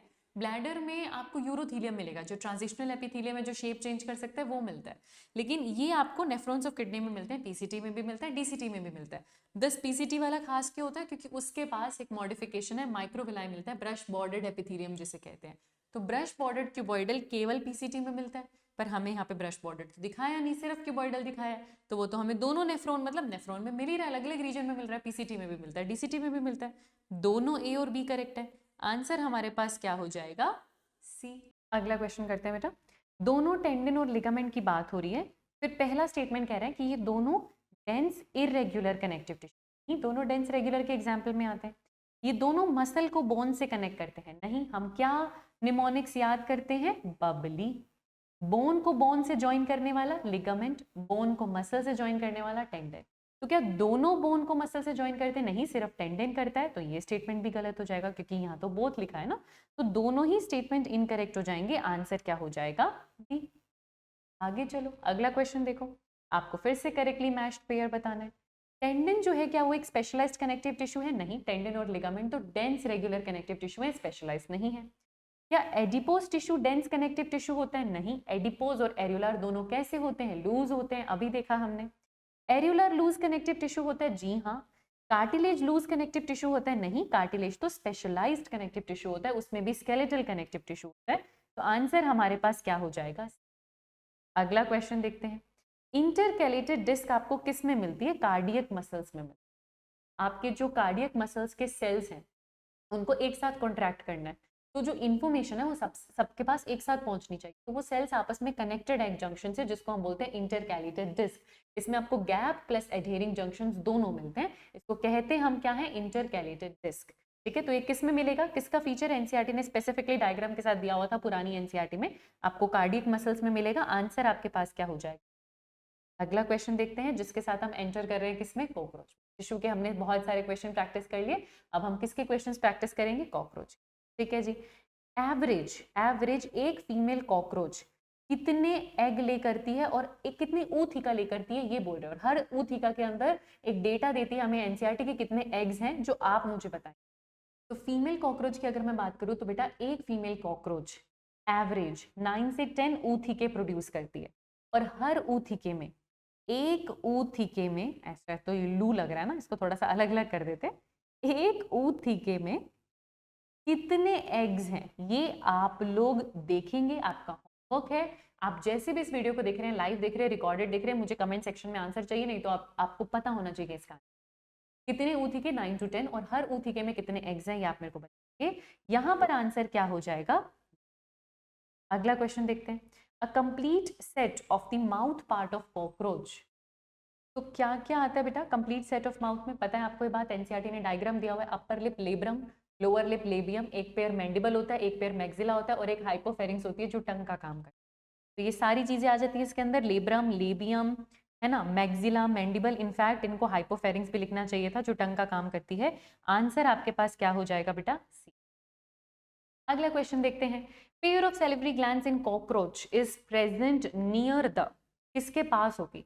तो भाई सैलिवरी ग्लैंड्स तो माउथ के पास होनी चाहिए, तो सीधी सी बात है बेटा, आंसर क्या हो जाएगा? माउथ। एक्चुअली ऐसे कहते हैं कि ये जो लेब्रम, लेबियम, मैंडिबल, मैक्सिला, इन सबको मिलकर जो कैविटी बनती है ना, उस कैविटी में सैलिवरी ग्लैंड्स होते हैं, और वो ओपन करते हैं हाइपोफेरिंक्स पे, जो टंग जैसा स्ट्रक्चर है उस पे ओपन करते हैं। पेयर ऑफ सैलिवरी ग्लैंड्स हैं जो कि किसके पास प्रेजेंट है? माउथ के पास प्रेजेंट है। आंसर आपके पास क्या हो जाएगा? सी। अगला क्वेश्चन देखो। हाइपोफेरिंक्स किसकी तरह काम करिए? अभी बताया था आपको बेटा, टंग की तरह काम करिए। ये तो रिपीटेड क्वेश्चन आ गया हमारे पास। Abdomen of both male and female, कितने सेगमेंट्स? 10, दोनों में 10 सेगमेंट है। डिफरेंस क्या है? मेल के पास एनल स्टाइल होता है, जो फीमेल के पास नहीं होता। आंसर। अगला क्वेश्चन देखो। 4 wings of cockroach are known as, क्या बोलती है एनसीईआरटी? क्या कहते हैं हम इनको? इनको हम कहते हैं टेग्मीना। ये लंबे होते हैं, ओपेक होते हैं, लेदरी होते हैं। रेस्टिंग कंडीशन में इनका काम होता है कि हाइंड विंग्स को कवर करके रखना। हाइंड विंग से लंबे हैं, फ्लाइट में मदद नहीं कर रहे, ये फॉल्स विंग्स होते हैं, इलाइट्रा या फिर टेगमीना भी कहा जाता है। इनको मीजोथोरेसिक विंग्स भी कहा जाता है बिकॉज ये मीजोथोरेसिक सेगमेंट से ओरिजिनेट होते हैं। मेटाथोरेसिक वाले हाइंड विंग्स होते हैं, वो ट्रू विंग्स होते हैं, वो फ्लाइट में मदद करते हैं, वो इतने ओपेक नहीं है, इतने लेदरी नहीं है, वो ट्रांसपेरेंट है और वो एक्चुअल फ्लाइट में मदद करते हैं। ये आपके फॉल्स विंग्स होते हैं जो 4 विंग्स होते हैं और इन्हें हम क्या कहते हैं, टेगमीना। आंसर क्या हो गया बच्चे, ए लिख दें इसको। आगे चले, Which of the following part of cockroach helps in removal of excretory products from hemolymph? तो मेजरली उनके पास क्या है, मेल्फिजियन ट्यूब्यूल्स। वैसे हेल्प करने के लिए यूरिकोस ग्लैंड, फैट बॉडीज और नेफ्रोसाइट्स भी होते हैं, पर मेजरली एक्सक्रीटरी ऑर्गन क्या है, मेल्फिजियन ट्यूब्यूल, जो कि मिड गट और हाइंड गट के जंक्शन पे है। 100 to 150 येलो कलर का थिन फिलामेंटस स्ट्रक्चर है मेल्फिजियन ट्यूब्यूल। आंसर लिख देते हैं यहाँ पे, आंसर क्या हो जाएगा। अगले क्वेश्चन पे चलते हैं। फीमेल कॉकरोच में जो एंटीरियर पार्ट होता है जेनाइटल पाउच का, है ना, उसके अंदर आपको क्या क्या मिलता है, ये तीनों चीजें मिलती हैं बेटा। फीमेल का अपना गोनोपोर, स्पर्मेथिकल पोर जहां से स्पर्म्स की एंट्री होगी, क्योंकि वो स्पर्म जो है वो ग्लूड टुगेदर हैं, जो आपके पास आ रहे हैं फ्यूज्ड फॉर्म में आ रहे हैं। तो स्पर्मेथिकल पोर स्पर्म्स को वहां पे रिलीज करता है, थोड़ी देर के लिए स्टोर करके रखें स्पर्मेथिका में, उस पोर से रिलीज हो जाते हैं पाउच में। और कोलेट्रल ग्लैंड जो ऊथी का कवरिंग बनाने का काम करता है। तो ये तीनों चीजें ही आपको उस पाउच में मिल जाएंगी। आंसर आपके पास क्या हो जाएगा, आंसर आपके पास क्या हो जाएगा, डी। बेटा ये बहुत इंपॉर्टेंट है, बहुत रिपीटेड सा क्वेश्चन है जो कॉकरोच में पूछा जा सकता है। That is about genital pouch. आप दोनों के जेनाइटल पाउच के बारे में पढ़ते हो कॉकरोच में, मेल का भी पढ़ते हो और फीमेल का भी पढ़ते हो। तो फीमेल में जो जेनाइटल पाउच है, जो कि यहाँ पे आपसे पूछा गया है, उसमें 3 स्टर्ना यानी जो वेंट्रल पार्ट है फीमेल का वो इंक्लूडेड होता है। तो इसमें 7th स्टर्ना, 8th स्टर्ना और 9th स्टर्ना मिलके फीमेल का जेनाइटल पाउच बनाते हैं। इसमें फीमेल का गोनोपोर भी आता है, कोलेट्रल ग्लैंड भी आता है, और जहाँ से स्पर्मेथिका रिलीज होंगे, स्पर्मेथिका जहाँ पे आपके स्पर्म स्टोर हैं वो रिलीज होंगे, तो स्पर्मेथिकल पोर भी यहाँ पे आता है। फीमेल के अंदर बेटा क्या होता है, 9th वाला स्टर्ना, ठीक है, 9th वाला टर्गा, टर्गा हो गया डोर्सल साइड पे, स्टर्ना हो गया वेंट्रल साइड पे, और 10th वाला भी टर्गा। ये 3 चीजें मेल का जेनाइटल पाउच बनाती हैं। फीमेल में तीनों स्टर्ना जेनाइटल पाउच बनाती है। फीमेल के जेनाइटल पाउच में क्या क्या है ये तो आपने देख ही लिया। मेल के जेनाइटल पाउच में क्या आता है बेटा, डी बी जी। डी से क्या होता है आपके पास, डोर्सल साइड पे तो हो गया एनस। वी से क्या होता है आपके पास, वेंट्रल साइड पे हो गया मेल का गोनोपोर, मेल का भी तो अपना गोनोपोर हो गया, वो हो गया। और जी से होता है एक्सटर्नल जेनिटेलिया, जिसको बोलते हैं गोनैपोफाइसिस, जिसको बोलते हैं गोनैपोफाइसिस। तो प्लीज ये बात आप याद रखिएगा, मेल का भी अपना जेनाइटल पाउच है जिसमें 9th स्टर्ना, 9th टर्गा और 10th टर्गा इंक्लूडेड है, जिसमें डीवीजी आता है, डोर्सल एनस, वेंट्रल गोनोपोर और गोनैपोफाइसिस। और फीमेल में स्पर्मेथिका का पोर, कोलेट्रल ग्लैंड, गोनोपोर और तीनों स्टर्ना आते हैं। आंसर होगी। आई होप इसी बहाने ये चीज आपके रिवाइज हो गई हो, क्योंकि ये पूछी जा सकती है। आगे देखो स्पाइरिकल्स कितने बेटा, ट्रैकिया की जो एक्सटर्नल ओपनिंग है उसको हम स्पाइरिकल्स कहते हैं। स्पाइरिकल्स लेटरल साइड पे प्रेजेंट होने वाले ऐसे होल्स हैं जो ट्रैकिया की आउटर वर्ल्ड से कनेक्शन ले रहे हैं, आउटर एनवायरनमेंट को कनेक्ट कर रहे हैं। अगर ये मेरे पास कॉकरोच है तो इस तरीके से जो ओपनिंग है इन्हें हम स्पाइरिकल्स कहते हैं। स्पाइरिकल्स पे स्फिंक्चर्स प्रेजेंट होते हैं और ये स्पाइरिकल्स कितने हैं बेटा, 10 पेयर। तो आंसर आपके पास क्या हो जाएगा, बी, कितने हैं, 10 पेयर। रेस्पिरेटरी सिस्टम अगर मैं कॉकरोच की बात करूं तो मेजरली ये ट्रैकिया का ही बना हुआ है, नेटवर्क ऑफ ट्रैकिया, अंदर जाकर फाइन ट्यूब्यूल बनाता है जिसे हम ट्रैकियोल्स कहते हैं, वो इनका पूरा रेस्पिरेटरी सिस्टम बनाता है। डायरेक्ट मतलब ब्लड के थ्रू एक्सचेंज की जरूरत नहीं होती, ट्रैकिया डिवाइड करता है ट्रैक्यूल में, ट्रैक्यूल सीधा सेल के पास जाता है कॉकरोच की बॉडी में और डिफ्यूजन से गैसेस एक्सचेंज कर लेता है। एक्सटर्नल ओपनिंग स्पाइरिकल की है जिसपे रेगुलेशन स्फिंक्चर का है। आंसर हो जाएगा सी। मेल रिप्रोडक्टिव सिस्टम में स्पर्मेथिका किस सेगमेंट पे होता है बेटा, डायरेक्टली एनसीईआरटी लिखती है 6th सेगमेंट पे होता है, ठीक है। लेकिन एक एरर है जो आपने नोटिस किया होगा, ये मेल नहीं होगा बेटा, ये फीमेल होगा। एरर आपने नोटिस किया होगा, ये टाइपिंग एरर ही होगा आई गेस, बुक में आपको करेक्ट मिलेगा जब आप बुक देखेंगे। तो ये female reproductive system, male reproductive system, female reproductive है। मैंने आपको बताया बेटा स्पर्म्स ग्लूड टुगेदर होते हैं, उन्हें स्पर्मेटोफोर कहते हैं। स्पर्म जब रिलीज होते हैं ना मेल से तो वो चिपके हुए हैं एक दूसरे के साथ, तो उन्हें हम कहते हैं स्पर्मेटोफोर। ये स्पर्मेटोफोर जाता है फीमेल में, फीमेल उसे एक पाउच में ना स्टोर करके रखती है, उसको बोलते हैं स्पर्मेथिका। तो स्पर्मेथिका आपको 6 सेगमेंट पर मिलेगा, पर ये आपको फीमेल में मिलेगा। आंसर हो जाएगा read the given statements reference to the digestive system of cockroach. Alimentary canal 3 region में है, foregut, midgut, hindgut. Oesophagus open करता है एक सैक लाइक स्ट्रक्चर में जिसको हम कहते हैं क्रॉप। आप एनसीईआरटी का डायग्राम देख सकते हो, मैं आपको एनसीईआरटी का डायग्राम यहाँ पर दिखा देती हूँ बेटा। डाइजेस्टिव सिस्टम, ये अगर आपका ईसोफेगस है तो वो सैक लाइक स्ट्रक्चर में ओपन करेगा, दैट इज क्रॉप। ये बात बिल्कुल ठीक है। अगला स्टेटमेंट हमको दे रखे है कि हाइंड गट जो होता है वो मिड गट से थोड़ा सा ब्रॉड होता है। ये स्टेटमेंट अगेन बिल्कुल ठीक है बेटा, एनसीईआरटी का स्टेटमेंट, हाइंड गट थोड़ा ब्रॉड होता है। रेक्टम एनस के थ्रू बाहर ओपन करेगा। सारी स्टेटमेंट करेक्ट है। हमसे पूछ क्या रहे हैं, इनकरेक्ट, इनकरेक्ट तो कुछ भी नहीं है, आंसर हो जाएगा। इनकरेक्ट कुछ भी नहीं है, आंसर हो जाएगा डी, लिख देते हैं यहाँ पे। अगला क्वेश्चन देखिए, पेयर ऑफ स्पर्मेथिका, ठीक है, 6th सेगमेंट में प्रेजेंट होता है कॉकरोच के, और इस स्पर्मेथिका किस में जाकर ओपन करता है, जेनाइटल चेंबर में, जहां पर फर्टिलाइजेशन करता है। फीमेल कॉकरोच में ये 6th सेगमेंट पर प्रेजेंट होता है, और जब फर्टिलाइजेशन करने का टाइम आता है, मैं आपको डायग्राम दिखा देती हूँ फिर से एनसीईआरटी का। ये आपके पास एक फीमेल कॉकरोच है ना।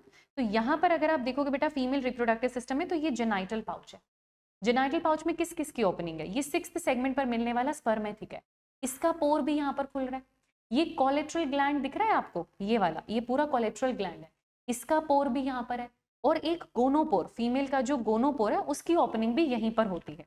ये आपका जेनाइटल चेंबर है, ये मिलके आपका जेनाइटल चेंबर बना रहा है, जेनाइटल पाउच बना रहा है, जहाँ फर्टिलाइजेशन।